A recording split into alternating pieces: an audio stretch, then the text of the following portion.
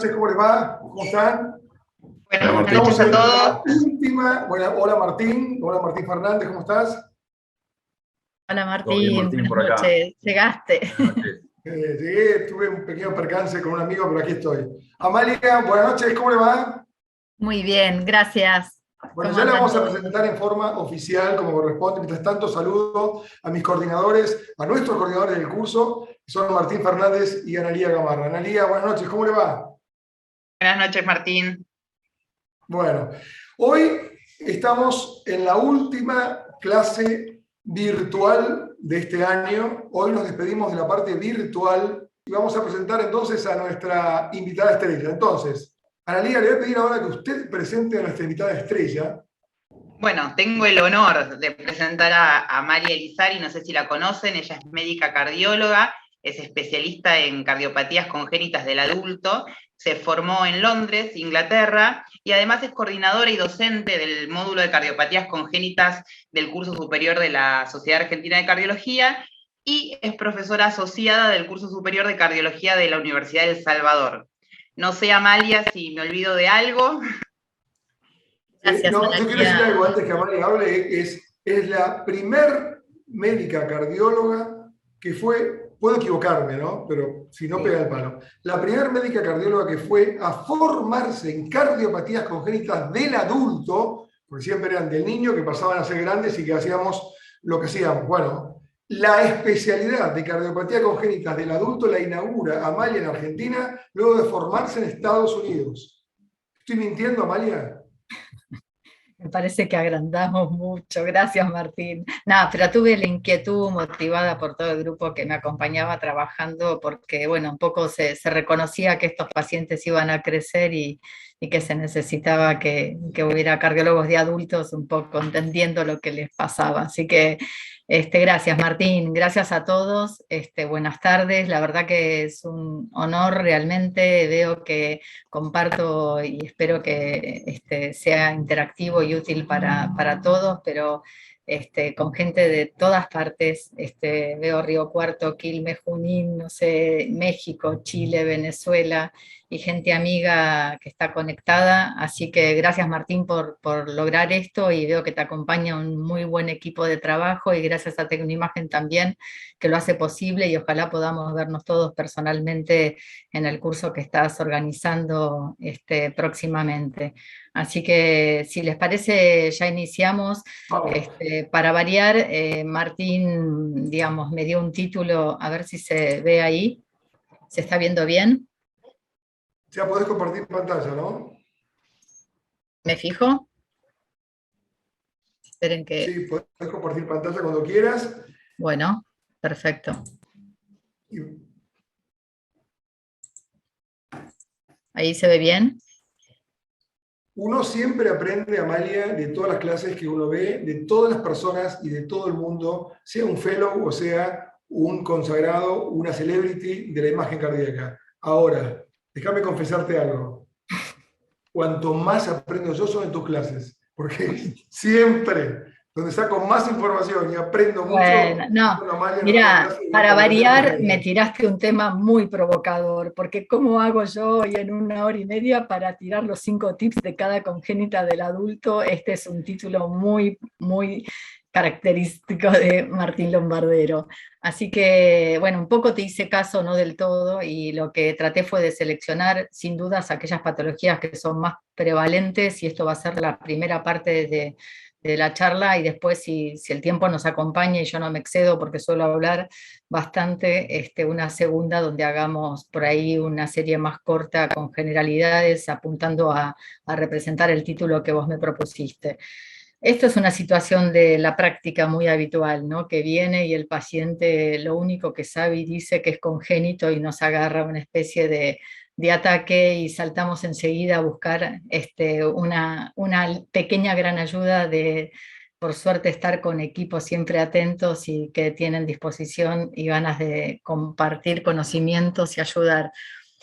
Como ustedes saben, el crecimiento de esta población de pacientes dentro de la cardiología es de los más significativos, y muchos tienen reparaciones que no están exentas de complicaciones en la evolución. Acá cobra un rol fundamental como primera herramienta y método complementario el ecocardiograma, sin dudas, además de la clínica, electro y una radiografía y nuestro examen físico, y luego la multimodalidad de imagen que también tenemos que saber seleccionar para cada condición o situación en particular.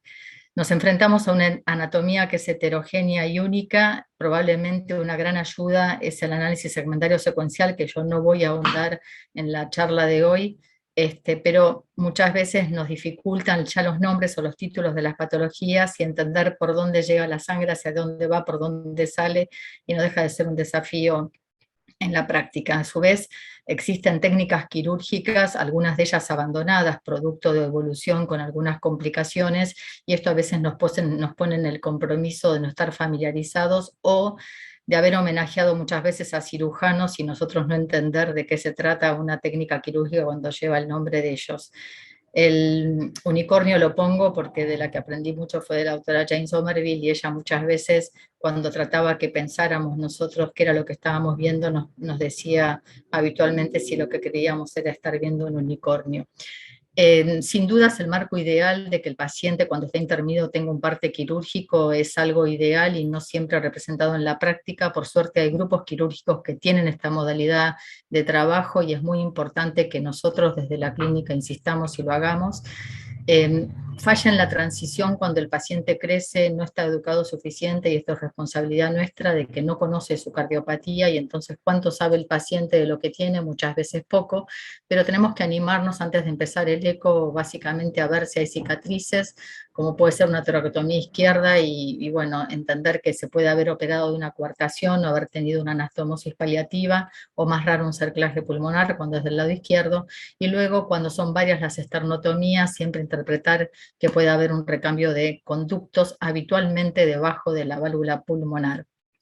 Por otro lado, a veces reconocemos que técnicas como la dilatación valvular, como es en la válvula percutánea, y también en la coartación de aorta, se han iniciado a fines de la década del 80, es decir, que previo a esa fecha muchas veces no ha quedado más que una solución quirúrgica para los pacientes. Hay cianosis, sí o no, y esto en general ya nos habla o de situaciones de hipertensión pulmonar o de patologías con hipoflujo pulmonar severo, y el valor de corte son el 90 de saturación.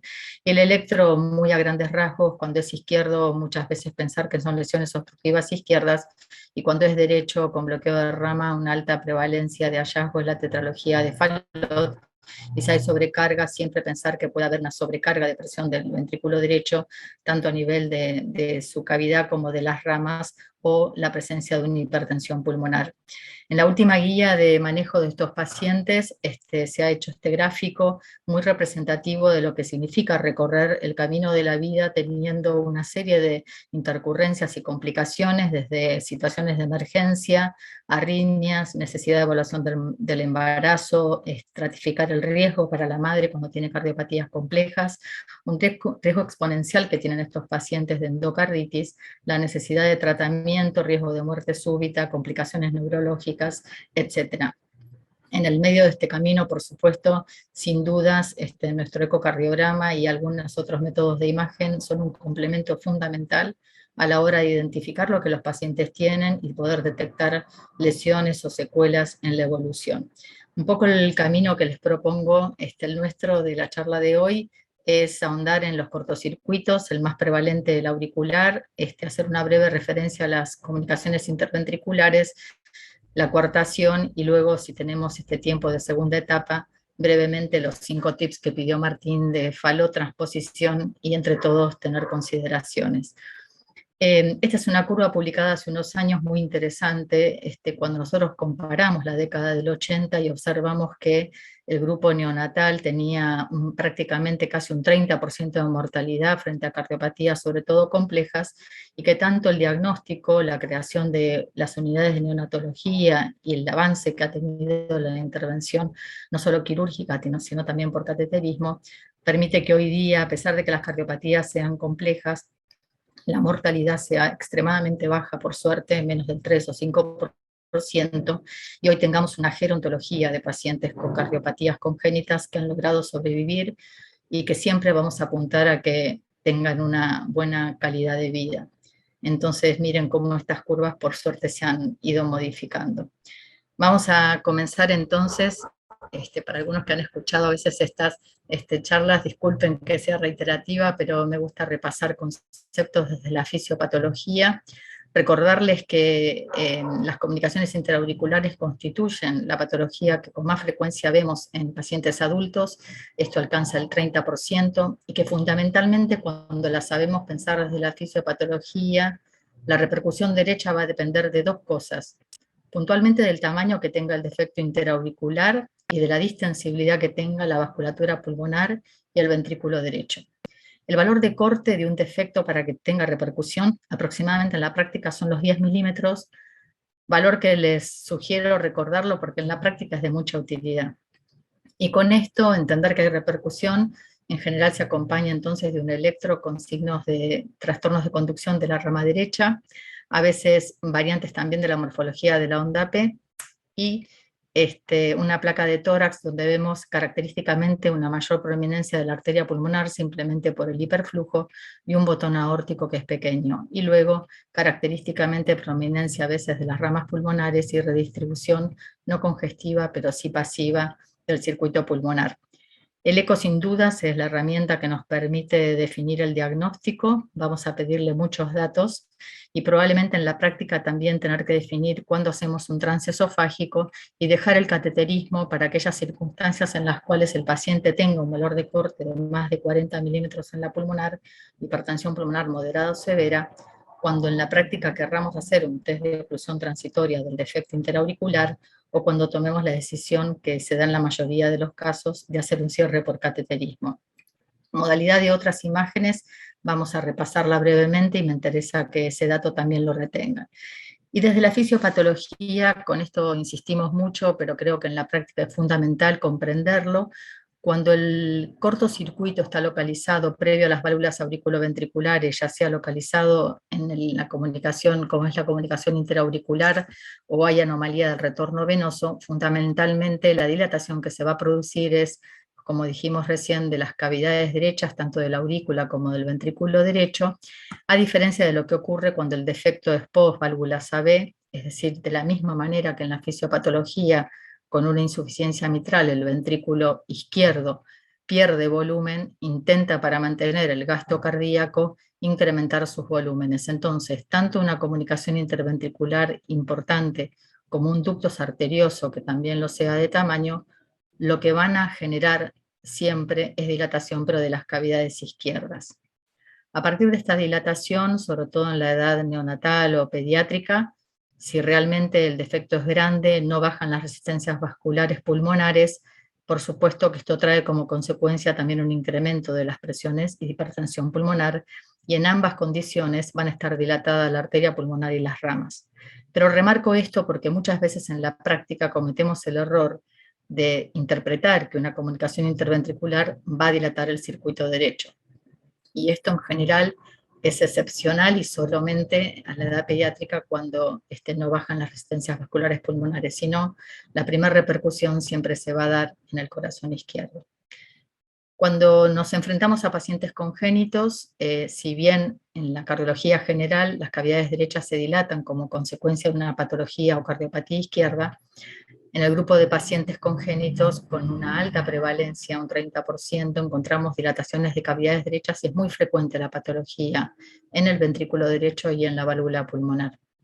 Este concepto también lo tenemos que tener en cuenta porque sabemos que en la práctica por ahí es parte de la anatomía que más nos cuesta ver.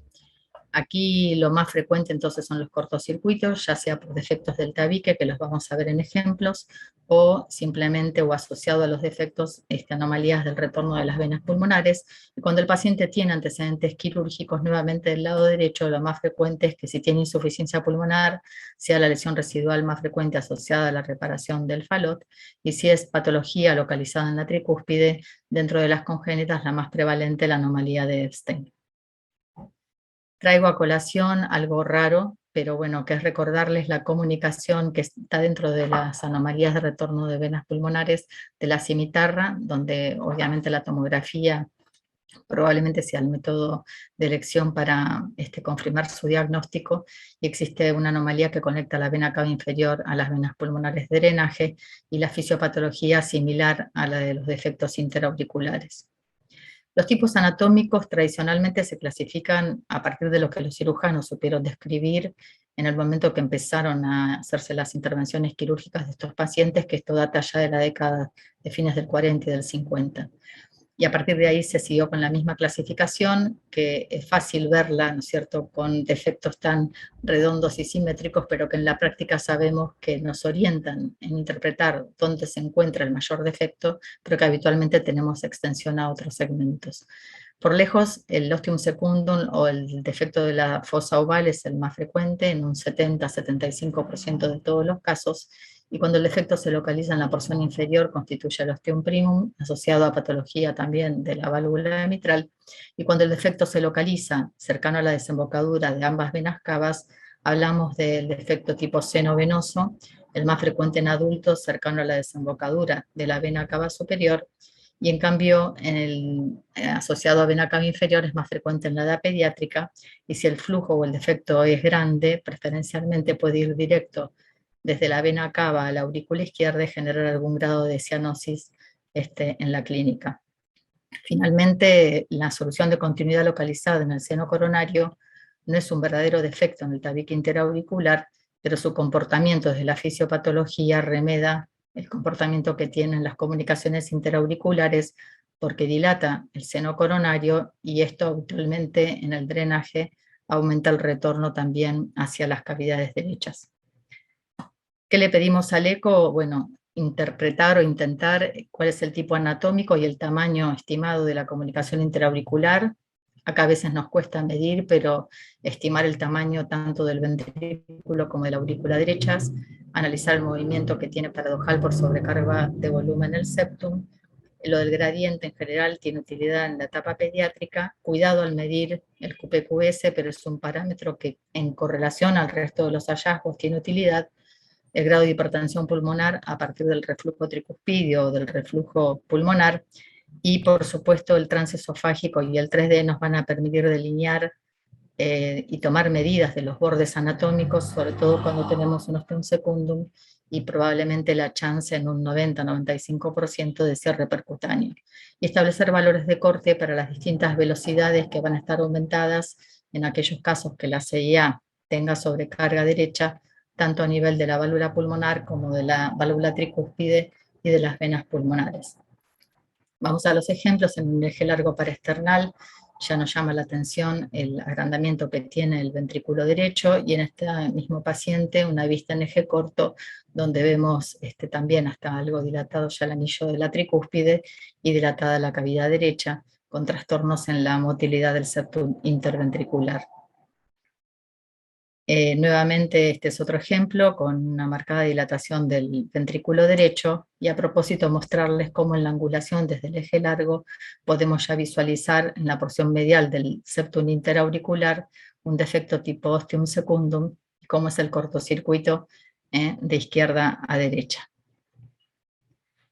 Sin levantar el traductor, muchas veces para evitar el dropout que habitualmente tiene la fosa oval, si nosotros lateralizamos y hacemos un intermedio entre un eje corto y una vista estricta de 4 cámaras, probablemente, bueno, acá es fácil porque se ve la solución de continuidad, pero va a ser la manera que nosotros podamos orientar, no de manera perpendicular, sino transversal, el septum interauricular, y poder detectar el grado de dilatación de cavidades, pero sobre todo localizar el defecto, que es lo mismo que logramos en esta vista y en la vista de acá abajo con el color. Y fíjense cómo se nota, ¿no es cierto?, que la mayor pasaje de volumen es durante la diástole. Visualizamos también algún grado de reflujo tricuspidio, y tenemos que a esta vista agregar la medición, si podemos, de la vena pulmonar superior derecha, midiendo, esto se hace sobre todo en la edad pediátrica, el valor de corte de las velocidades pulmonares, que ahora lo vamos a tratar.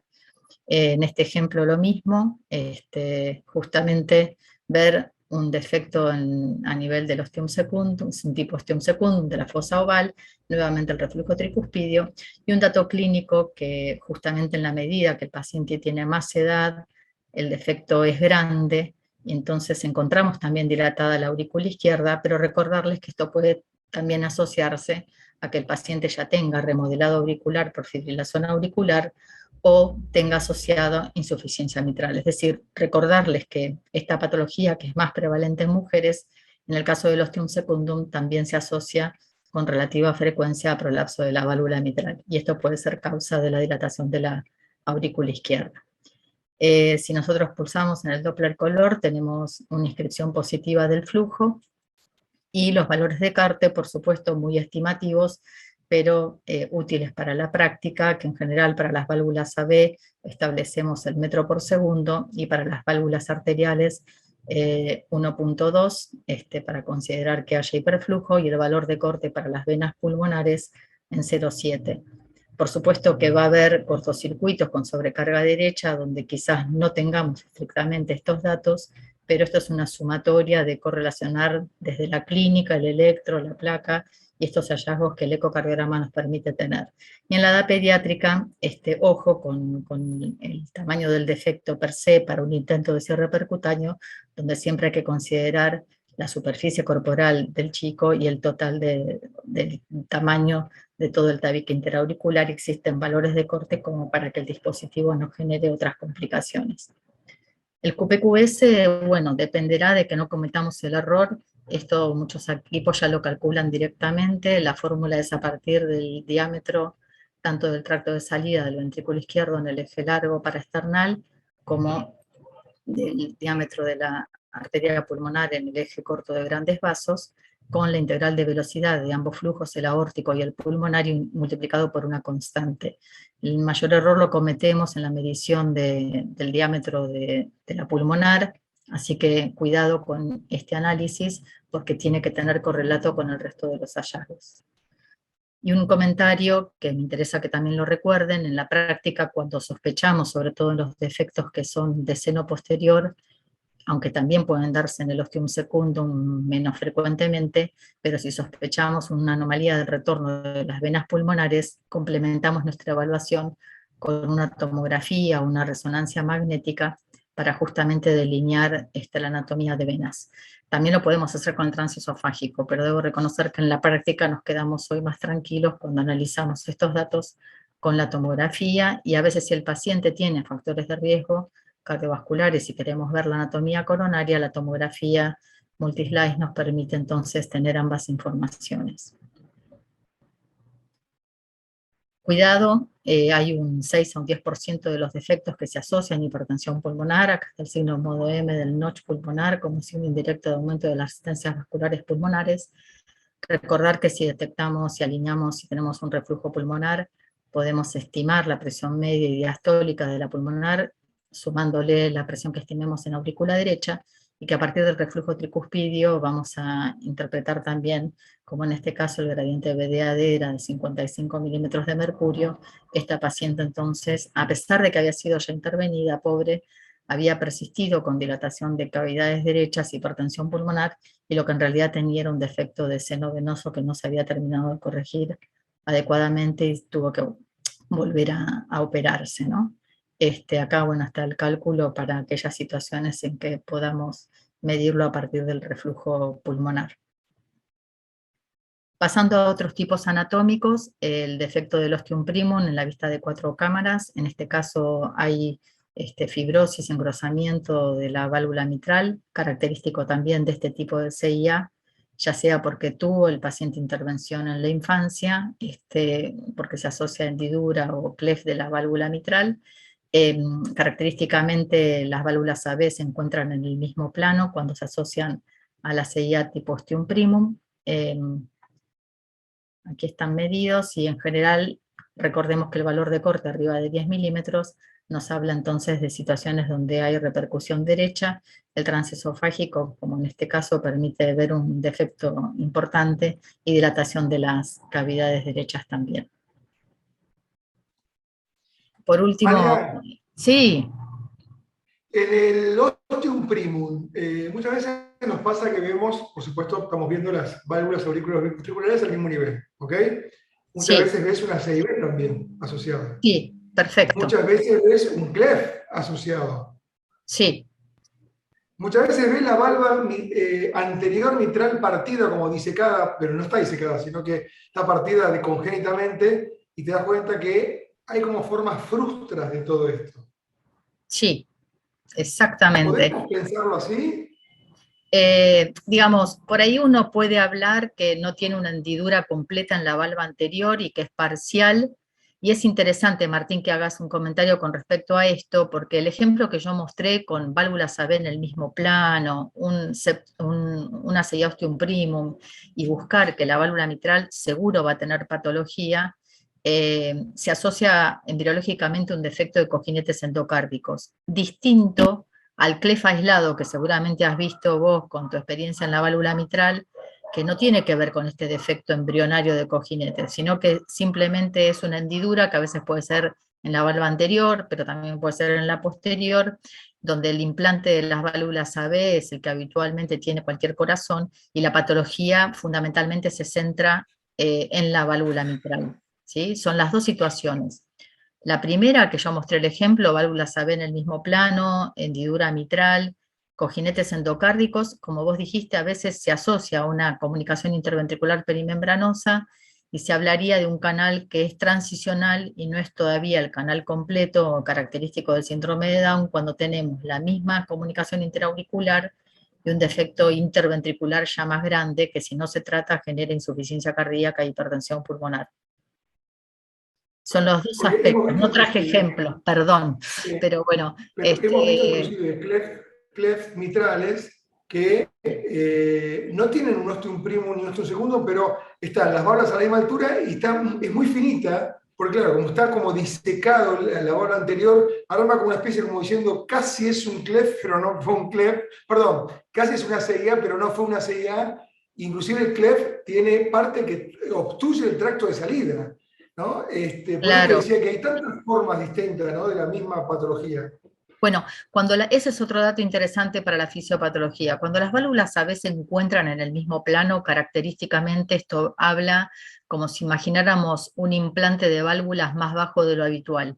Y característicamente esos corazones tienen un tracto de salida más largo, más elongado, que suele justamente a veces hasta la misma turbulencia del flujo generar alguna obstrucción a nivel subvalvular aórtico.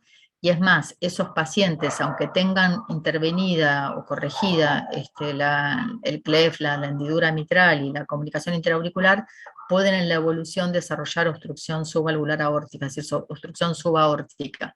Es decir, que característicamente tienen un tracto de salida que puede asociarse a una obstrucción, ¿no? Con membrana y justamente también a veces con cuerdas accesorias del aparato mitral. Claro. Este, Así que bueno, y acá finalmente para ya terminar con los defectos interauriculares, me acuerdo un caso que vos diagnosticaste muy bien una vez, Martín, viendo el seno coronario, que no se veía el defecto así a simple vista, pero como pasa acá, que tenemos dilatado el seno coronario, tenemos dilatación de nuevo de las cavidades derechas. ¿Cuál sería el defecto dentro de la prevalencia que fuimos repasando que nos faltaría? Bueno, sospechen en este caso que si hay un cortocircuito, nuevamente acá en la vista posterior de las aurículas vemos una gran dilatación del seno coronario. Si bien este hallazgo solo, dilatación del seno coronario, nos tiene que hacer pensar en una persistencia de la vena cava superior izquierda que no se obliteró, que no se desapareció, cuando hay dilatación de cavidades derechas, como es este ejemplo, tenemos que pensar en un defecto tipo seno venoso, habitualmente vena cava superior, y a veces el transesofágico es el método que nos permite confirmar anatómicamente el defecto, delinear qué tamaño tiene y ver la asociación también a la anomalía de desembocadura de la vena pulmonar, como se ve en este caso, que está el flujo preferencialmente drenando en la aurícula derecha. Para algunos la teoría es que hay un defecto en la alineación del cierre, entonces más que una anomalía verdadera de las venas, es como que quedara desalineada la línea del tabique con respecto al nivel de desembocadura de las venas. Lo interesante de estos Nunca, pacientes, sí, recordemos que nunca una vena cava izquierda persistente dilata nada y no tiene por qué dilatar absolutamente nada. Ahora, exacto, cuando lo vemos ¿cómo hacemos diagnóstico de una vena cava izquierda persistente y cómo lo diferenciaríamos de un seno dilatado? Bueno, ahí es donde se puede en la práctica hacer una infusión de burbujas, ¿no es cierto?, en el mismo brazo, digamos, donde tenemos la vena cava superior y objetivar que se llena primero el seno coronario. Yo les traje a modo recordatorio cuáles serían las causas de la fisiopatología que pueden llevar a la dilatación del seno coronario. Dijimos que el más prevalente es ese, el de la persistencia de la vena cava superior izquierda. El raro es que sea un defecto y destechamiento del seno coronario, donde también se dilata y como dijimos antes, esto drena mayor volumen en las cavidades derechas y las dilata también. Que exista una fístula coronaria drenando en el seno coronario, dentro de los casos de fístulas es una de las formas anatómicas que se ve en la práctica más frecuente. Y luego, que traje un ejemplo ahora, que sigue a esto, es cuando los pacientes tienen patología crónica con incremento de las presiones en el drenaje de las cavidades derechas, y esto puede llevar también a que una estructura venosa, como es la del seno coronario, se dilate. Y más raro, que no tengo ejemplo hoy, pero en patología como puede ser la fisiología univentricular, cuando el cirujano en su reparación deja el seno coronario en el circuito sistémico, es decir, del lado izquierdo del corazón, a pesar de que mezcle sangre no oxigenada, claramente esos pacientes, al tener presión drenando el seno coronario en la presión del lado izquierdo, dilatan el seno coronario. Les muestro este ejemplo. Esta es una paciente, miren, 47 años, que nada menos había tenido 9 embarazos, pero que llegó en un estadio muy avanzado con insuficiencia cardíaca global y signos a predominio derechos, con este eje paraesternal, donde era muy marcada la dilatación del seno coronario y también la dilatación de las cavidades derechas. Uno podría pensar que todo esto lo provocaba simplemente la insuficiencia tricuspidia, que tenía características de crónica, con una importante dilatación de la aurícula, también del ventrículo, pero sobre todo a nivel auricular. Pero en estos casos, lo que en la práctica muchas veces tenemos que hacer es no quedarnos solamente con el diagnóstico de la valvulopatía, y se completó la información que teníamos con esa dilatación tan importante del seno coronario, y la paciente también lo que tenía asociado era un defecto tipo seno venoso, grande también, una historia natural que en general es interesante cuando se suma el defecto de la CIA con las anomalías del retorno. Son pacientes que tienen más riesgo de desarrollar hipertensión pulmonar comparado a lo que es la evolución natural de la CIA tipo ostium secundum. Esta paciente, si bien era una paciente ya en condición de riesgo para una intervención quirúrgica, ella misma se negó a hacerla, y yo creo que nos alivió la toma de decisión, porque sin dudas, cuando un paciente naturalmente viene adaptado a una condición crónica como esta, la verdad que intervenirlos es todo un cuestionamiento, ¿no?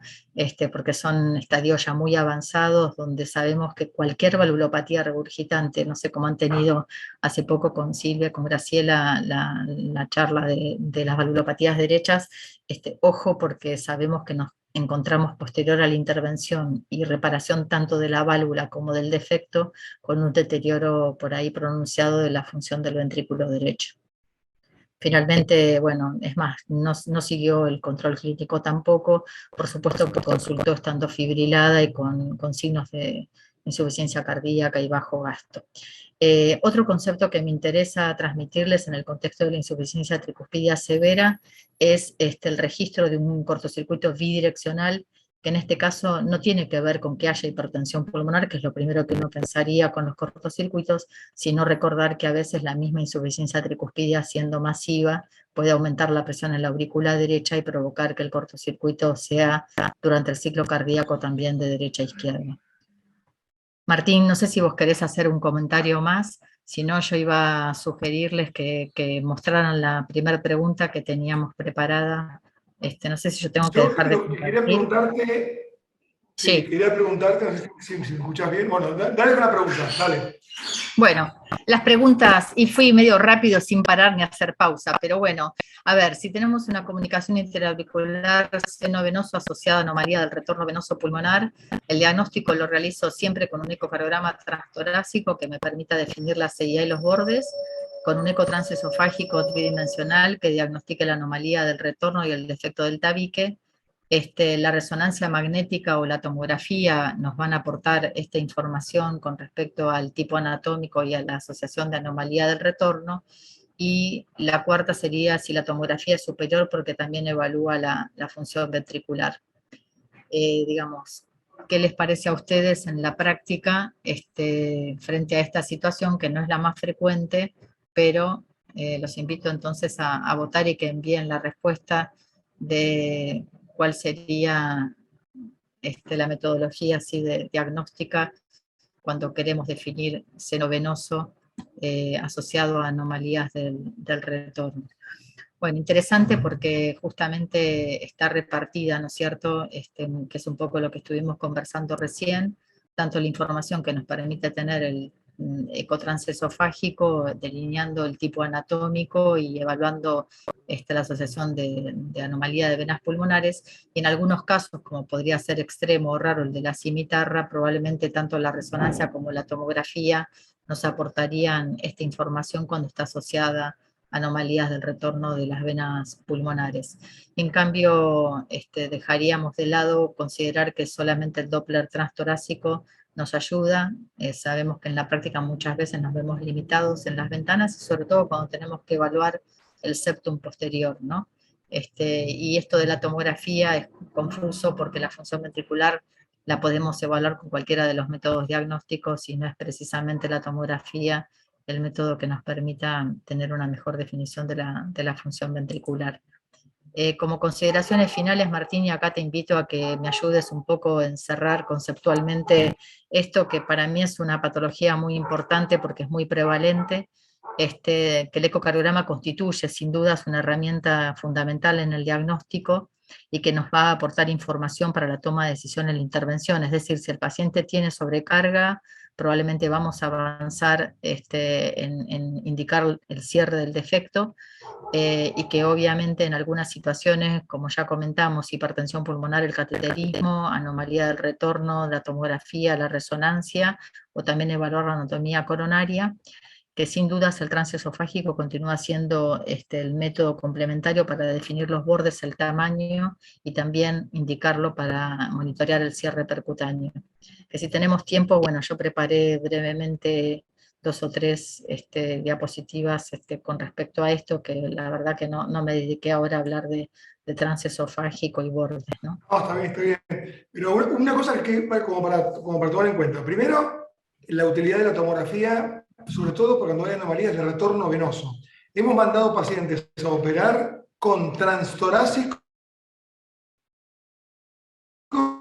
y pagaban el retorno venoso, sin transesofágico, sin hemodinamia, sin nada más que eso, porque encima de la tomografía, como ve la parte coronaria, tampoco hizo falta hacer ningún tipo de angiografía de nada. Así que es importante que cuando tengan cámaras derechas dilatadas y sospechan retorno venoso anómalo, ahí el eco es un poquito más débil. Corregime, Amalia, por favor. Sí, por supuesto. Bueno, un poco el propósito de traer y considerar que también es una indicación uno ve en las guías, y que nosotros en la práctica en general también se sienten más cómodos los cirujanos, y a veces hasta encontramos anomalías de venas supernumerarias, son casos muy raros, pero que justamente la tomografía nos permite delinear mejor, y que si bien la edad de 40 años es el valor de corte para decir trato de ver las coronarias, en la práctica obviamente lo que evaluamos son los factores de riesgo que tengan los pacientes, ¿no? Si son hipertensos, si tienen historia familiar, etcétera, y justamente nos sentimos más seguros, ¿no? Cuando tenemos la información del eco de un transesofágico, pero si sospechamos anomalía del retorno, sin dudas complementamos con otra imagen. Ese es uno de los conceptos que quería transmitir. Gracias. Y Amalia, ¿qué valor le das? Otra pregunta. Vos sabés que cuando uno se vuelve más viejo, empieza a descreer de todo, ¿no? De todo y no cree en nada. Y el shunt, izquierda-derecha, conocemos el shunt, muchos últimos años de descreído. ¿Qué valor le das vos al QPQS, al shunt izquierda-derecha, cuando lo calculás, ¿no? ¿Por qué te digo esto? Porque la medición del tracto de salida del ventrículo izquierdo, sabemos la falencia, sabemos que es oval, que tampoco es oval, bueno, sabemos todo eso que estamos subestimando, pero la medición del tracto de salida de BD yo pongo 10 operadores y los 10 van a dar 10 mediciones diferentes. Mira, muchas veces en la práctica decimos, tómense el trabajo y hacer un repaso de los distintos signos que fuimos enumerando. Y probablemente no puede tener la estimación del QPQS un resultado que no tenga correlación con el resto. Hay gente que, bueno, vos sabés también cómo hace los ecos, las mediciones, con un nivel de precisión en las medidas que toman, cálculos, y por ende, por ahí la probabilidad de error es menor. Pero prefiero que no se considere ese dato si no va a estar en correlación al hallazgo del resto. Yendo a la práctica en general, cuando un defecto interauricular, como dije al principio, mide más de 10 milímetros, habitualmente ya empieza a generar algún tipo de sobrecarga en las cavidades derechas, y habitualmente cuando un QPQS es significativo, que este valor de corte se establece en 1.5 lo pulmonar con respecto a 1 lo sistémico, en general cuando mide 2 centímetros la CIA suele estar el QPQS arriba de 2 también. Y a veces encontramos un QPQS de 3 a 1, que es donde también puede provocar o generarse mayor error, pero son defectos que casi tienen el tamaño de todo el tabique. Así que ojo con el QPQS, ese sería el mensaje, ojo al medirlo. Pero bueno, si se animan a hacerlo, tiene que tener correlato con el resto de las medidas. El grupo nuestro hace los ecos y muchas veces no todos anotan el QPQS. Perfecto, como Después, exactamente igual. Yo cada vez lo después pido menos, lo sí. piden los cirujanos, ¿no? O lo pide el médico clínico y demás, pero la verdad que le creo poco y exactamente como decís, si no me coincide con lo que estoy viendo, ni lo pongo. Claro, yo prefiero eso, y sobre todo a veces en los cortocircuitos que vienen ahora, los interventriculares, que el escenario más común del adulto es que no sean defectos grandes y cometemos frecuentemente el error. Ay, perdón. No ¿Está sé bien? si ahí justo vi que había 2 preguntas más Sí. del chat. A ver, Analía, Martíncho, ¿alguna pregunta del chat como para de CIA, si terminamos con CIA? Hola, Amalia. Una de las preguntas dice, cuando hay aneurisma del septum asociado al ostium secundum, ¿deja de ser candidato a cierre percutáneo? Bueno, es una pregunta interesante. Nos manejamos con la misma indicación de que haya dilatación de cavidades y un defecto que sea, a veces puede ser más de uno, y siempre en general el defecto va a tener una solución de continuidad de más de 10 milímetros. No invalida cerrarlo. Si es multifenestrada la CIA, puede generar técnicamente más dificultad, sobre todo cuando el septum es muy oscilante de manera bidireccional, y sobre todo en aquellos septum que compromete casi toda la anatomía del septum. Pero se puede avanzar en el cierre percutáneo.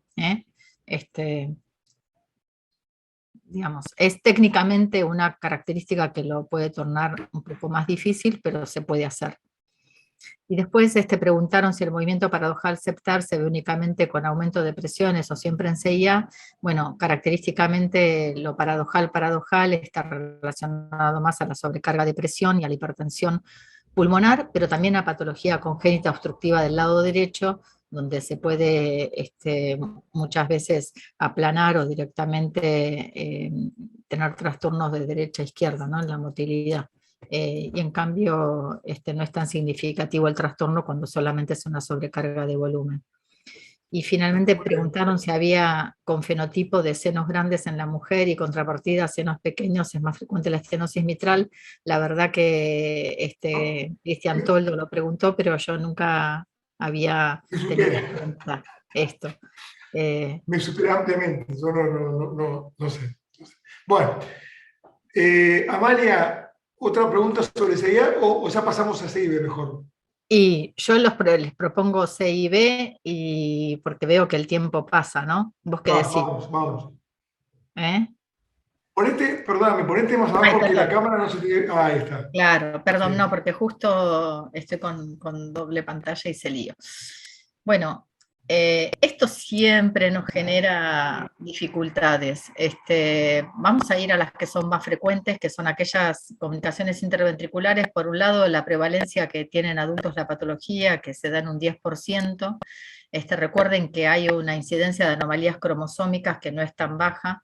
Y en cuanto a lo que rodea la definición anatómica de tejido, la mayoría de las veces en los pacientes adultos hay relación con alguna válvula. Y como todos sabemos, acá está el color verde claro, a nivel del septum membranoso es donde se encuentran las que vemos por lejos con más frecuencia en un 75% de los casos, que son las que llamamos perimembranosas y que tienen relación directa con la válvula tricúspide. La clasificación habitualmente también la hacen los cirujanos a partir de las intervenciones quirúrgicas que han hecho con los distintos tipos anatómicos de CIB, y fíjense como acá, digamos, cuatripartito el ventrículo derecho, tenemos una porción membranosa, una porción de entrada, que en inglés sería la del inlet, la de la I, la porción trabeculada y una porción muscular en relación también a las válvulas de salida, tanto la pulmonar como la aorta, que sería el tracto de salida o el outlet. A partir de acá, entonces definimos que hay un 30% de defectos que tienen borde muscular y un 70% que tienen borde valvular. Yo creo que la vista característicamente, bueno, acá traje el ejemplo de la que vemos con más frecuencia, que es la comunicación interventricular perimembranosa.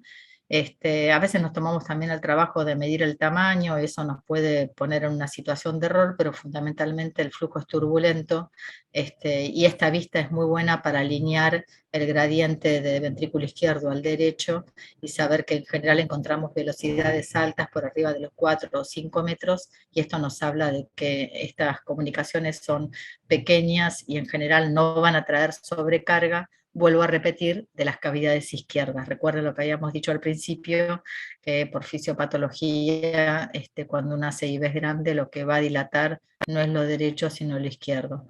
Esto, la verdad que se ve pixelada la imagen, pero bueno, justamente recordarles que a partir del eje corto a nivel de los grandes vasos, probablemente sea la vista ecocardiográfica donde podemos sacar más información cuando la comunicación interventricular tenga relación anatómica con alguna de las válvulas. Por eso les traje este corte, donde habitualmente vamos a tener las que son perimembranosas en relación directa con la valva septal de la tricúspide. Si esto fuera un reloj, en hora 12, las que son lindantes a la válvula aórtica, característica como es la de la tetralogía de Fallot, que es la subaórtica, y ya yendo hacia la salida del tracto de salida y de la pulmonar, las que son del tracto de salida, muchas veces en relación lindante tanto de la pulmonar y de la aorta, que suelen llamarse subarteriales, o si están directamente relacionadas a la pulmonar, subpulmonares.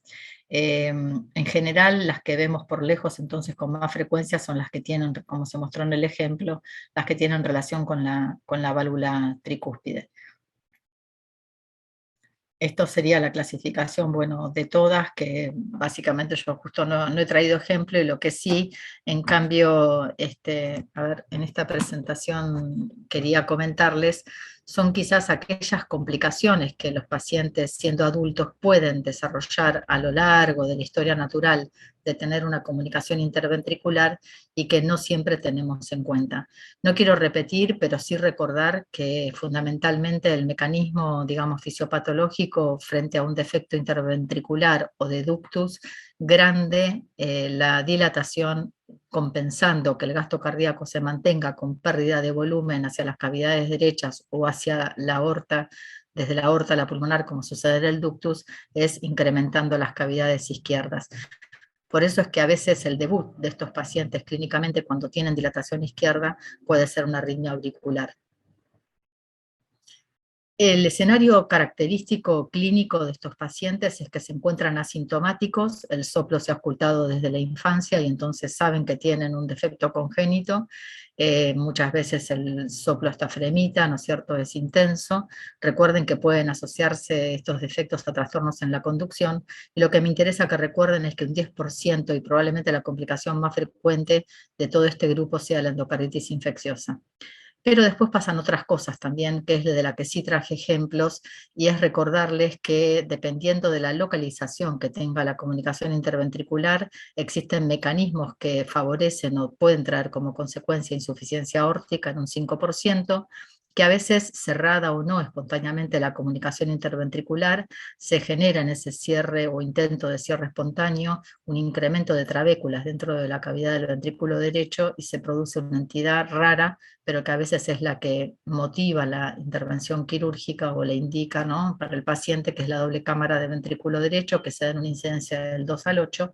Lamentablemente la complicación de hipertensión pulmonar, pacientes que, digamos, sin estar justificado por el tamaño de la comunicación interventricular, desarrollan asociado a la patología congénita miocardiopatía, y por supuesto recordar que siempre un defecto interventricular puede a lo largo de la vida de estos pacientes asociarse también con arritmia auricular o con trastornos de conducción y en algunos casos requerir el implante de marcapaso. Y acá me faltó el ejemplo, pero que dentro de las perimembranosas muchas veces el cierre espontáneo puede traer retracción de la valva septal de la tricúspide y generar entonces mecanismos de insuficiencia tricuspidia, y a veces ser la causa por la cual el paciente consulta o requiere intervención en el seguimiento. El mecanismo de la insuficiencia aórtica muchas veces es un efecto Venturi, o que asociada exista patología de la capa media de la aorta que favorece esta deformación, y que, digamos, por eso es que ya desde la edad pediátrica, si se detecta que hay algún grado de insuficiencia aórtica, los cirujanos son proclives, y los cardiólogos clínicos infantiles también, a indicar el cierre de la comunicación a pesar de que no tengan sobrecarga de cavidades los pacientes. El mecanismo más común descrito es el efecto Venturi, o que directamente existe asociado a un prolapso, sobre todo del seno coronariano derecho.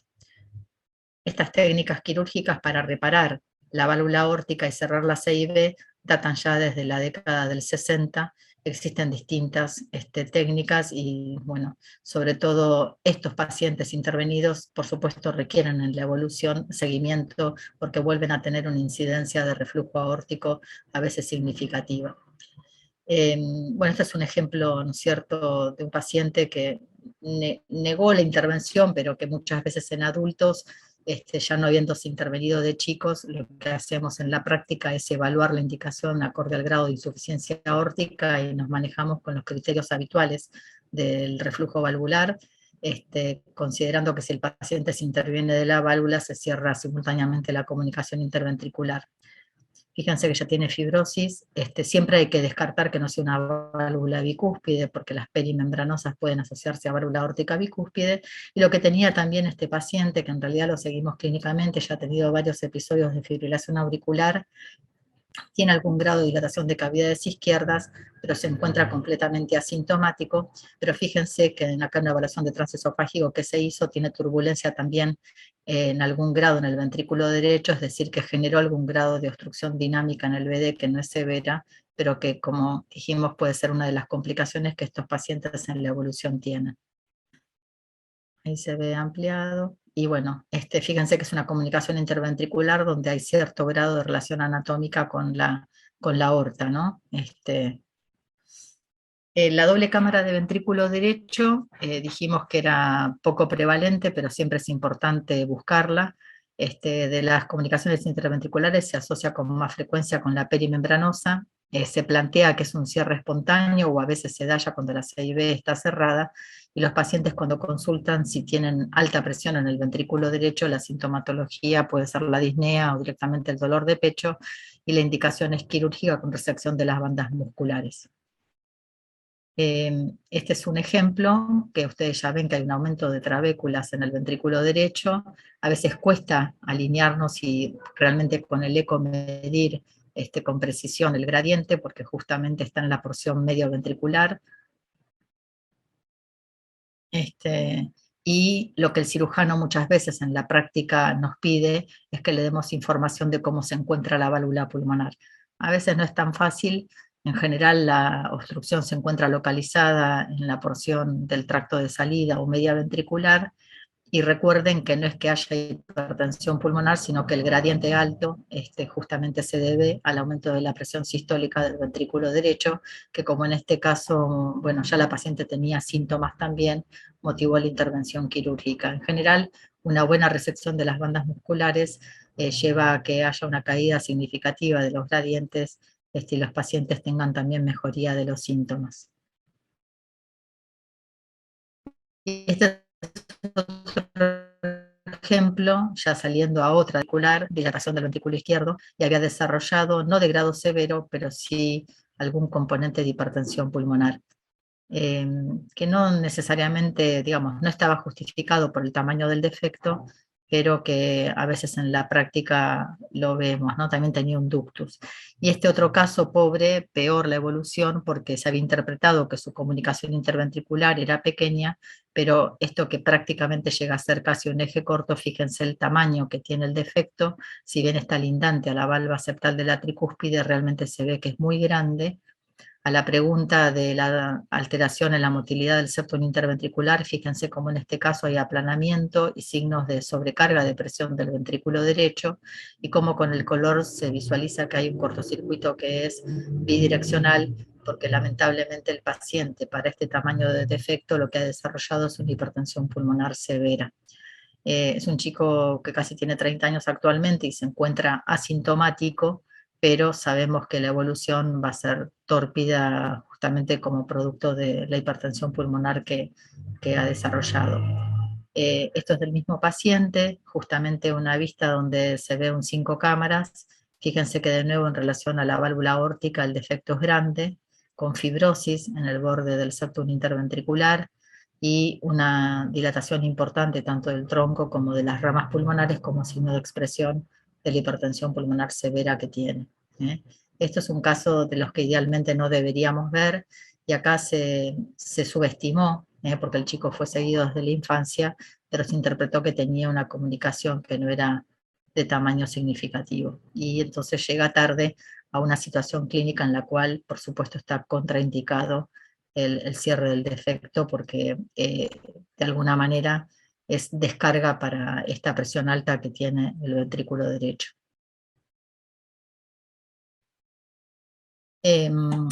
Acá lo que pediría es, Martín, si querés hacer algún comentario vos, veo que hay más preguntas, y por ahí si no avanzar con la segunda pregunta que había preparado con respecto a este tema.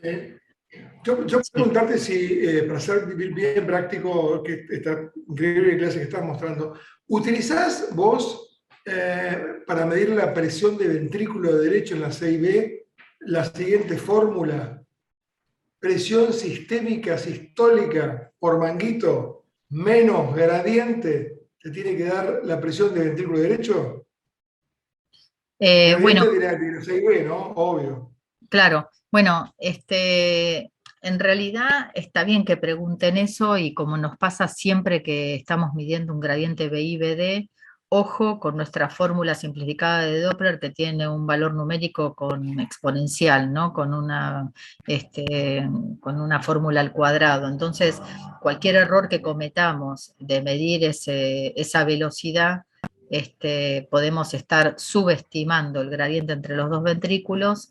Tomamos la presión del brazo, restamos ese gradiente que medimos y vamos a interpretar que el ventrículo derecho tiene más presión de la que normalmente tiene. Así que el mensaje sería ojo, y también cuidado con solamente medir la presión pulmonar a partir del reflujo tricuspidio, si justamente al utilizar el continuo no podemos definir dónde está nuestra muestra exactamente de flujo, y existe un cortocircuito de izquierda a derecha que tiene alta velocidad. Porque eso nos ha ocurrido en la práctica, que los pacientes vienen con diagnóstico teniendo una CIB pequeña de hipertensión pulmonar severa. En realidad lo que ha ocurrido en la medición del Doppler es que se ha tomado, no sé, ayúdame en que se entienda bien lo que quiero transmitir, es decir, Perfecto, que perfecto. tomando la velocidad claro, del reflujo tricuspidio ha tomado flujo que está viniendo del ventrículo izquierdo, y con eso está sobreestimando la presión del ventrículo derecho o presión pulmonar, ¿no? Mira, es el mismo ejemplo para los chicos que están, para los jóvenes, perdón, y ecografistas que Sí, están escuchando, les pasa cuando miden una estenosis aórtica con una insuficiencia mitral que va justo por debajo de la válvula anterior. A veces agarran exactamente. el flujo mitral y le ponen un gradiente de 6 metros por segundo y en realidad no miraron bien la onda espectral, no miraron, en fin, todos los ciclos, etcétera. Pero bueno, es la Exactamente. superposición de ondas, ¿no? Exacto. Mirá, Martín, yo no traje la vista, pero lo recomendable en estos casos, por supuesto que es ver signos indirectos, ¿no? Si uno está pensando que un paciente tiene hipertensión pulmonar severa y es un adulto, acá es muy fácil, así como estamos acostumbrados a pensar en los signos de hipertensión arterial y vemos la aorta dilatada, fibrosis en la válvula, insuficiencia aórtica, bueno, lo mismo le ocurre a la hipertensión pulmonar cuando crónicamente la pulmonar se ve sobrecargada de presión. Entonces es como este ejemplo que yo traigo, este chico tiene 30 años, pero fíjense, tiene engrosada la válvula pulmonar, tiene dilatado el tronco de la pulmonar, los mismos hallazgos que nosotros vamos a buscar en el hipertenso arterial. Y me parece que esos datos no hay que pasarlos rápido, ¿no? Entonces, la otra modalidad de medición es aprovechar el tracto de entrada del ventrículo derecho y si el paciente tiene reflujo tricuspidio, tratar de medir ahí también el reflujo tricuspidio y en el contexto de una CIB y no solo quedarnos con la medición de las 4 cámaras, que es lo que hacemos habitualmente en la mayoría de los pacientes, ¿no? Pero tener cuidado que si el paciente tiene una CIB, o bueno, yo no comenté hoy, pero a veces hay comunicaciones desde el septum membranoso, desde el VI a la aurícula derecha, porque la válvula tricúspide está más abajo, y ojo porque ahí también nos vamos a confundir y vamos a estar midiendo un volumen alto de velocidad que viene del ventrículo izquierdo. Así que cuidado con la valoración de la presión pulmonar en el contexto de las comunicaciones interventriculares. Y el otro concepto que me interesa es que recordemos que siempre que medimos el reflujo tricuspidio, lo que en realidad estamos haciendo es medir la presión sistólica del ventrículo derecho y extrapolamos ese valor a interpretar que es la presión sistólica de la pulmonar. Pero como dije al principio, los congénitos tienen mucha patología del lado derecho y si tienen obstrucción en el ventrículo, en la válvula pulmonar, la presión en el ventrículo derecho va a estar alta por esa patología obstructiva, por ejemplo, y no porque tengan hipertensión pulmonar. Entonces, la verdad que medir a veces en varias patologías congénitas la hipertensión pulmonar es todo un capítulo, ¿no? No es tan fácil. Nos cuesta en la práctica y cometemos a veces errores cuando queremos solamente interpretarla con el eco y nos vemos en la obligación de que sea el cateterismo el que nos dé realmente el dato. Muy bien. Por ahí yo le pediría, no sé si está Alexander o Ethel, la segunda pregunta con respecto a la CIB, que es bastante clínica, pero dice, las comunicaciones interventriculares más frecuentes son las perimembranosas, son las restrictivas, y lo que dijimos al principio, se asocian en 10% de insuficiencia aórtica, a 10% a una doble cámara de ventrículo derecho, a un 10% endocarditis infecciosa, o a 10% hipertensión pulmonar. Wow. Bueno, de todas estas, en realidad pasé muy rápido, pero a ver, es un poco pedirles que, primero que recuerden todas estas condiciones que pueden aparecer en la evolución natural, y que por suerte igual tienen la mayoría de ellas menos prevalencia, pero la que se produce, digamos, con más frecuencia, a ver qué aparece en lo que envían de votación, pero bueno, yo un poco me voy adelantando. Bueno, justamente quizás no fui del todo clara, pero ahora lo remarco bien, es 10% el mayor riesgo y la mayor complicación en la práctica, que es la endocarditis infecciosa. Está bien que ahora recuerden la insuficiencia aórtica, por suerte es un poco menor, o a veces esta complicación se da más en otro tipo de comunicaciones intraventriculares, pero en las perimembranosas ronda el 5%. Así que, bueno, estamos bastante bien en lo que han respondido. Recuerden que igual la más frecuente es la endocarditis infecciosa. Así que, y con respecto a considerar, como resumen de estos dos cortocircuitos, esto parece algo medio brutón, pero bueno, no levantar el traductor para poder alinear mejor el septum interauricular es como una manera en la práctica de encontrar los defectos a nivel del tabique, y de la misma manera muchas veces yo puedo encontrar también un buen eje corto para delinear la anatomía de la válvula aórtica y ver si es bicúspide o no. Eso me ayuda muchas veces en la práctica a hacer un buen corte transversal también de la válvula aórtica. El mensaje que quiero transmitir es que si hay dilatación de cavidades derechas en un paciente adulto, no podemos dejar de sospechar que haya un defecto interauricular asociado o no a anomalía del retorno venoso, porque esto puede estar solo la anomalía del retorno sin que tengamos defecto interauricular. Y recordar que, digamos, esta insistencia desde la fisiopatología, ¿no? Cuáles son las cavidades del corazón que se agrandan o dilatan de acuerdo al tipo de cortocircuito. Me interesa hacer hincapié otra vez en que si son una CIA o anomalía del retorno son las derechas, y que en cambio hay sobrecarga de las izquierdas cuando es una CIB o el ductus. Y lo que dijimos al principio, cuando hay anomalías del retorno, complementar con resonancia o tomografía, y cateterismo cuando hay hipertensión pulmonar. No sé cómo andaremos de tiempo, pero bueno, sin dudas acá cobra un terreno también la utilidad que da el eco transesofágico 3D para los efectos interauriculares, y por supuesto para todo lo que es anatomía del ventrículo derecho y válvula tricúspide, el tridimensional transtorácico, que parece todo sencillo, pero muchas veces estamos discutiendo si nomás el ventrículo derecho está dilatado o no, o está dilatado en un deportista y lo que tiene es un foramen y no tiene una CIA, ¿no? Así que yo a veces digo, en la práctica es difícil el extremo de que la CIA sea pequeña y no sabemos si hay que hacer algo o no. Ahí hay que tomarse el tiempo y seguir al paciente y no apresurarse, esa es mi opinión. Y después también el otro escenario difícil, que es el que se asocia a hipertensión pulmonar o alguna sospecha de disfunción diastólica del ventrículo izquierdo, que cerrar el defecto puede traer problemas. ¿Cuál es para vos el tiempo quirúrgico de una CIB?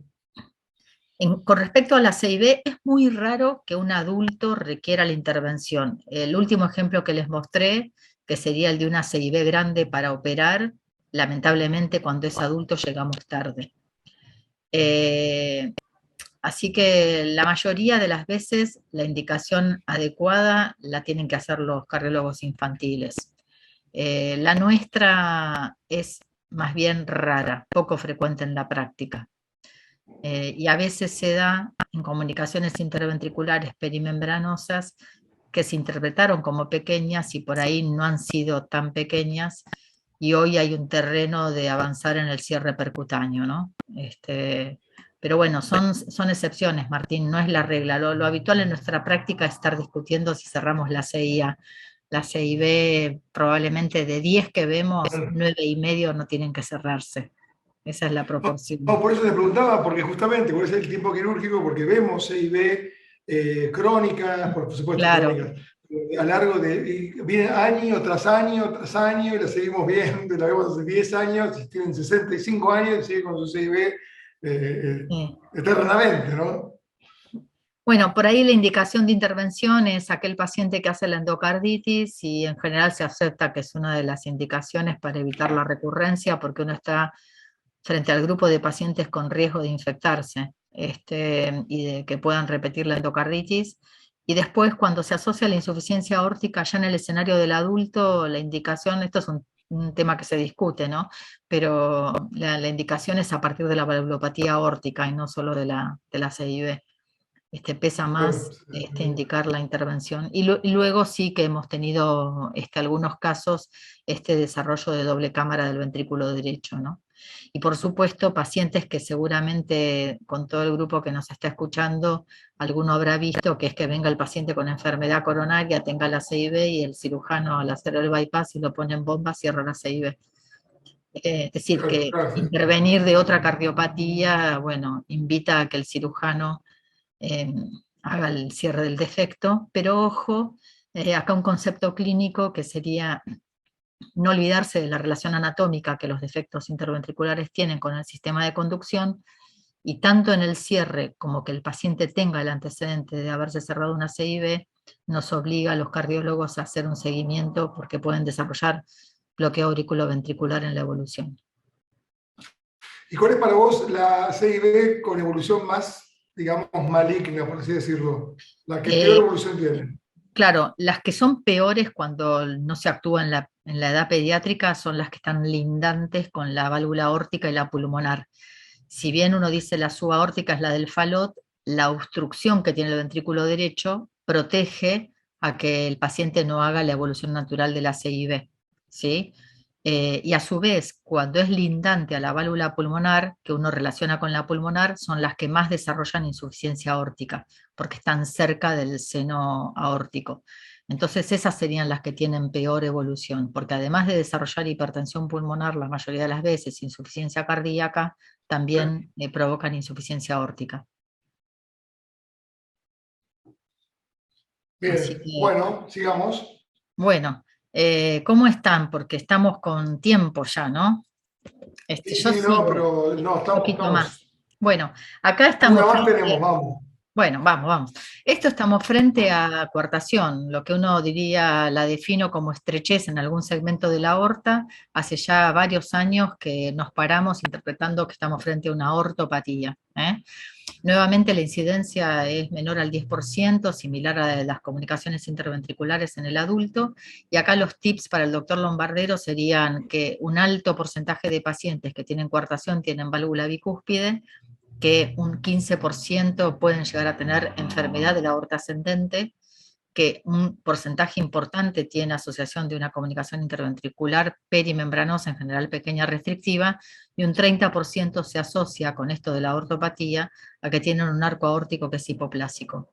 Y no menor, porque estos pacientes requieren de seguimiento también de por vida, recordar las formas obstructivas izquierdas asociadas a la coartación, que pueden ser diferentes, diversas, pero que tenemos que hacer un repaso sistemático tanto de la forma, anatomía del ventrículo izquierdo como de la válvula mitral, descartar que no haya estenosis subaórtica, que no tengan anillo aórtico pequeño, que no tengan estrechez supravalvular mitral y que conforman lo que se conoce con el nombre de síndrome de Jones.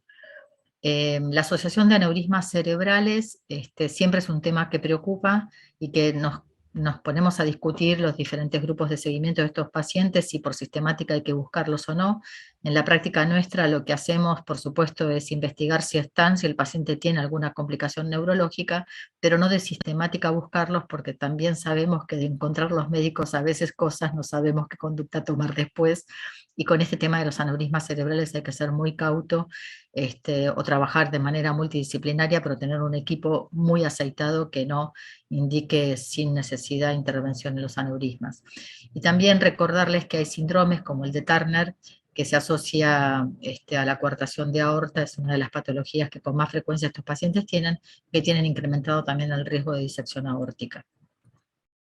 Este es un paciente que nos consultó y que tenía, como ustedes ven, un cierre excéntrico de la válvula aórtica, y asociado entonces a lo que va a ser después mostrarles la coartación, una válvula bicúspide sin RAFE, prácticamente así bicomisural, y una coartación de aorta que era muy, muy severa. Esta es una vista subcostal, viendo también de nuevo el eje corto de la válvula bicúspide, y fíjense todo el trayecto que tiene con una importante turbulencia, y no solamente en la sístole, sino también en la diástole, porque la coartación era crítica. A partir de esto es que nosotros medimos cualquier lesión del corazón izquierdo por arriba de 50 milímetros de mercurio es significativa. En este caso, fíjense que llegaba a ser mucho más el gradiente, con un componente de rampa diastólica que en general cuando supera el metro de velocidad también decimos que es significativa. A este paciente se le hizo un tratamiento percutáneo siendo adulto, que está dentro de las indicaciones así aceptadas. Y luego lo que traje después es un recordatorio, que a veces nos falta esta información, pero de las distintas técnicas quirúrgicas que el paciente puede haber tenido, y que entonces esto va de la mano con qué complicaciones puede presentar en la evolución. Actualmente la técnica de elección es que el cirujano haga una resección, también incluyendo tejido ductal, y que la anastomosis que haga sea extendida, no como se hacía originalmente en los primeros tiempos quirúrgicos, que era resecar la zona coartada y hacer una anastomosis término-terminal, y esto lamentablemente podía traer una mayor incidencia de restenosis en la evolución. Lo que se hace ya de los últimos años es esta técnica, es resecar más y hacer acá el dibujo no es muy gráfico, pero esta anastomosis sería más bien como tangencial en el corte transversal de la aorta, y de esta manera se evita que no quede tanto arco aórtico hipoplásico, que a veces es un problema, y que se evite la incidencia de restenosis, que era mayor con esta técnica original. En la década del 80 se han interpuesto distintos parches, Teflon, Gore-Tex, lo que se les ocurra, con mayor riesgo de restenosis y aneurisma, y también el flap de subclavia, que obviamente, si bien el brazo tiene otra circulación colateral, en algunos casos llevaba complicaciones de la circulación que se ha dejado de utilizar, pero que estos pacientes también pueden desarrollar restenosis y aneurismas. Entonces, esto fue década del 80, el parche de subclavia, digo como para a veces considerar de acuerdo al momento quirúrgico si el paciente nos consulta, y por supuesto en todos estos tener siempre una imagen de la aorta en el seguimiento, porque nos va a permitir, aceptando la limitación que puede tener el ecocardiograma en visualizar la aorta, sobre todo en el segmento torácico, en hacer ya sea tanto una resonancia o una tomografía para evaluar lo que está pasando. Y a veces se combinan las dos cosas, ¿no? La restenosis con el aneurisma, o como es en este caso, directamente un pseudoaneurisma. Probablemente esto, que es la última técnica, traiga en la evolución una menor incidencia de restenosis. En la evolución alejada, sin dudas por lejos, la complicación más frecuente de los pacientes es la hipertensión arterial y todo lo que la hipertensión arterial trae. Cualquiera de las complicaciones que pueda tener la aorta, como las hemos nombrado recién, probablemente el método de elección sea tener una imagen de la aorta, resonancia o tomografía. Por suerte la disección es rara, si bien existe. Sí, en cambio, hay que tener mucha sistemática de medir la aorta ascendente, y establecemos un valor de corte de intervención de 50 milímetros, porque si bien la coartación puede estar reparada, no deja de ser una patología, como dijimos al principio, de la aorta. Recordar que estos pacientes, cuando analizamos a todo el grupo de congénitos, son los que tienen mayor incidencia de factores de riesgo cardiovasculares y mayor incidencia de enfermedad coronaria. A veces se trató la coartación, pero debemos recordar que los tenemos que seguir porque tienen una valvulopatía bicúspide. Y recordar siempre la profilaxis para endocarditis, los riesgos vinculados al embarazo, lo que ya comentamos de la asociación de aneurismas cerebrales, y promover sin dudas el ejercicio. En los scores o encuestas de calidad de vida, el grupo de coartación suele ser el que siempre tiene una mejor expectativa y calidad de vida. Cuando diagnosticamos en la evolución una restenosis, ustedes saben que el tratamiento de elección es el implante y la colocación de stent. Cuando lo que se asocia es una hipoplasia de arco aórtico significativa o que genera hipertensión arterial importante en el paciente, todavía hoy, a pesar del avance del stent, la indicación es quirúrgica de arterioplastia. Por suerte son pocos los casos, y por supuesto, como fue este ejemplo, que era una mujer que nos consultó con 50 años, pero que había sido intervenida a la edad de 15, pero interponiendo un tubo protésico. Me acuerdo que la evaluó a ella y dijo: acá yo no puedo meter ningún stent, tenía bicúspide, tenía dilatada la aorta ascendente, y finalmente entonces la solución fue de resorte quirúrgico, colocando un tubo aorto-aórtico, y yo la sigo, ya superó hace 10 años y está muy bien, y se le ha reemplazado también la aorta proximal porque tenía dilatación de la aorta, dejándole, a pesar de que la válvula aórtica era bicúspide, preservando la válvula, que por suerte, a pesar del tiempo que transcurrió de la cirugía, no tiene mayor disfunción valvular. Como consideraciones de la coartación, transmitirles el concepto que constituye una ortopatía, que la complicación más frecuente y sus consecuencias es la hipertensión arterial, que debemos hacer imágenes en el seguimiento para ver todo el trayecto de la aorta, que el ecocardiograma sin dudas es de utilidad, pero que tiene limitaciones en el diagnóstico preciso de las complicaciones que hemos visto de la aorta, y que sin dudas, cuando tenemos que hacer reintervenciones, hacerlo con un grupo de hemodinamistas o cirujanos, eso lo sabemos bien, expertos en esto, porque operar la aorta no es para cualquiera. Así que, bueno, ahí traté de tirar tips de la coartación. pero voy a ver si hay preguntas. Los defectos se miden por su Mientras mayor. vemos si Analía y Martín buscan las preguntas, yo tengo una rápido, mientras ellos Sí. buscan las preguntas. Vos hablaste que en el corazón más de izquierdo, más de 50 milímetros de mercurio implica severidad, perfecto. También podemos decir que el componente diastólico da la severidad de la coartación. Es un elemento que no ¿Esfuerzo, por siempre, ejemplo? claro, es un elemento que no siempre está, y puede haber, digamos, cuando está, nos habla de, generalmente la mayoría de las veces, de que hay una obstrucción que es significativa, pero puede ser la obstrucción importante y no haber un componente diastólico. Y ahí me faltaría darte una respuesta más fisiopatológica, pero no la conozco. Probablemente haya algún cambio en la pared arterial o en cuanto a tensión. Si es a valor de corte, 50 para el gradiente y 1 metro para la pendiente diastólica. Y después, cosa que no lo aclaré, pero en la evolución, con bastante frecuencia, y sobre todo en aortas más bien rígidas, con el eco encontramos gradientes de 20 o 30 milímetros de mercurio, pero el gradiente en la evolución, cuando ya está reparada la coartación, es de corte de 20 milímetros, pero por cateterismo. Cuando hacemos intervención, la hacemos porque tenemos imagen de la aorta y una reducción del calibre de la aorta de 50% o una estrechez de longitud más de 1 centímetro.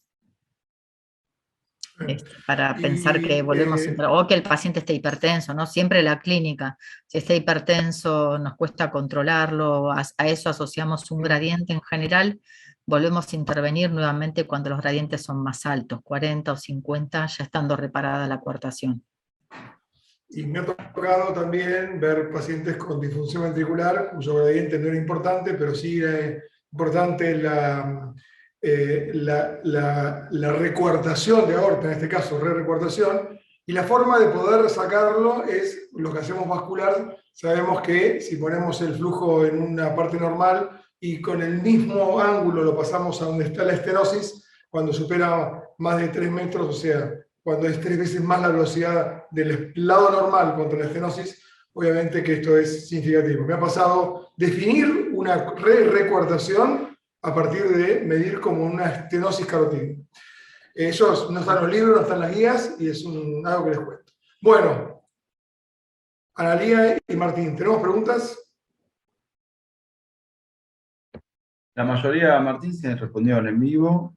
Acá apareció una recién. En Falot operado, preguntan, ¿es común encontrar obstrucción al tracto de salida del bebé en adulto? No es la complicación más frecuente, pero está bien la pregunta porque es una de las complicaciones que puede aparecer.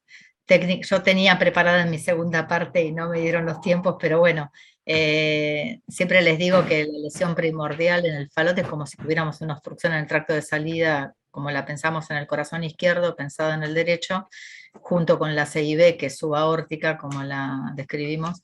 Y bueno, el cirujano cierra la CIB, desobstruye el tracto, y a veces si queda músculo a nivel del tracto, puede ser significativa la obstrucción, y sobre todo esos pacientes con obstrucción residual en el tracto tienen más riesgo de arritmia ventricular, así que ojo.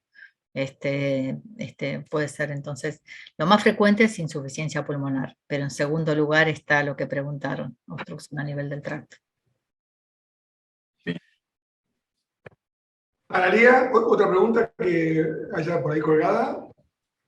No, la realidad es que se fueron respondiendo a lo largo de la charla. Increíble, Amalia. Nos enseñaste un montón. Bueno, No, y hay un club de fans, hay un club de fans de Amalia, y hay una de las integrantes del club de fans pone: insuperable, única, brillante, clarísima, generosa, la más grande entre las grandes, gracias Amalia por tanto. No voy a dar el nombre, pero evidentemente ya está tu club de fans, ¿eh? Gracias. Me faltó la segunda parte, mira que tenía hasta fotos de grandes Pero amigos. ¿cuándo podemos dar la segunda parte? ¿El año que viene, para el curso del año que viene? Por supuesto. ¿Cuándo podemos hacer? Por supuesto, ¿Eh? y ahí sí te voy a hacer más caso, voy a ir a los tips, porque hoy yo decía, bueno, me quiero hablar igual de las patologías más frecuentes, y al final, después el tiempo, bueno, a mí me gusta mucho transmitir lo que por ahí uno, no sé, fue aprendiendo también, y compartir así situaciones que todos los días cuando cuando podemos aprender, yo creo que es lo más maravilloso y es un poco lo que vos promovés con estos cursos, Martín. Así que realmente para mí un gran gusto intercambiar y que todos aprendamos, ¿no? Porque ahí preguntaban, creo que en los efectos interauriculares me faltó mostrarles imágenes del 3D y por supuesto entender que hay cambios que son dinámicos con el ciclo cardíaco. Y que siempre vamos a ir por el mayor diámetro, ¿no? Para tomar conducta de intervención. Pero Sí. preguntas muy interesantes que vi que han escrito. Así que... Jorge, ¿estás ahí? Jorge Lowenstein. Sí, estoy y pertenezco al club de fans, soy secretario general, así que para mí es pertenecer dentro del grupo de amistades de Amalia es un tremendo honor y todos hemos disfrutado, todos hemos aprendido de su maestría. Muchísimas gracias. No, Jorge. Silvia y Gracias Alma a vos. están, abran por favor sus cámaras que nos estamos despidiendo. José Miguel Antezama, que nos dio también una charla muy interesante, la primera de todas, acerca de las imágenes que uno se puede confundir en la aurícula derecha. Ethel, si estás también, Alexander. Silvia está. Ah, bien. Bueno, sí, nos estamos despidiendo. No te escuchamos. No, el maestro bueno, lo ha ok. dicho todo, Bueno. nada más que agregar a lo que dijo el doctor Lowenstein. Otra más del club de fans. Vocal Bien. suplente, pero acá estoy. Yo soy parte también del Club de Bien. Fans. Lo dirige, bueno, ya vimos que está el secretario y la presidenta del Club de Fans. Brillante, doctora Amalia, como siempre. Muchísimas gracias. No, a ustedes por estar y bueno, que nos veremos pronto seguramente. Bueno, muchísimas gracias entonces a Tecnimagen. Esta es la última clase virtual que tenemos oficial. Después vamos a ver si, como dije, damos la de Araceli Boraita en octubre, en un miércoles, la ponemos y la comentamos todos. Pero esta es la, y por supuesto con Sebastián Wolf, que es uno de nuestros cardiodeportólogos de cabecera. No sé si está por ahí también. Así que yo les agradezco a todos, obviamente. La verdad que los chats son muy, a veces hasta me dan vergüenza del cariño que tienen a este curso y nos emociona, realmente nos emociona. Lo hacemos con muchísimo cariño. A mí me encanta porque yo aprendo mucho enseñando, aprendo mucho escuchando, siempre aprendo. Y eso es lo que nos tiene que marcar para toda la vida, tener siempre esta alma de residente que tenemos. Así que agradecer, Jorge, gracias Silvia, gracias Alma, gracias Analía, gracias Martín, gracias Tecnimagen, Alma desde Chile, José Miguel Antezama, todos, Grace Reyes, Obregón, Paz Ricapito, se me va a escapar seguramente alguno que dio charla, Agustina Sancalépore, que la va a dar ahora en el presencial, que no la dio ahora, Diego Lowenstein, bueno. Gracias porque el supuesto éxito que le atribuyen a este curso es absolutamente porque la gente nos escucha y por los disertantes y la química que tienen los disertantes, el amor que le ponen y la pasión que le ponemos a esto. Así que yo les agradezco a ustedes, nada más. Gracias, Martín. Buenas noches. Gracias. Bueno, Un aplauso. Viernes 30, la parte presencial, esperemos mostrarle algo de la parte presencial, y Analía y Martín seguimos juntos, y Silvia, gracias a todos, gracias. Los doctores, me voy lleno, ya van 2 años que hacemos esto, hay más de 2.600 inscriptos, creo que es una barbaridad, nos escuchan 400, ahora todavía estaban 400 escuchando, y más los que lo ven después son alrededor de 1.000, es un montón, es muchísimo. Ethel, gracias a Tecnimagen, gracias Alexander. La verdad que gracias a ustedes pudimos hacer esto. Gracias. Un placer. Gracias por confiar Nos en nosotros. vemos de vuelta con la próxima edición con Araceli y el viernes 30 estaremos ahí juntos. Gracias. Gracias de nuevo.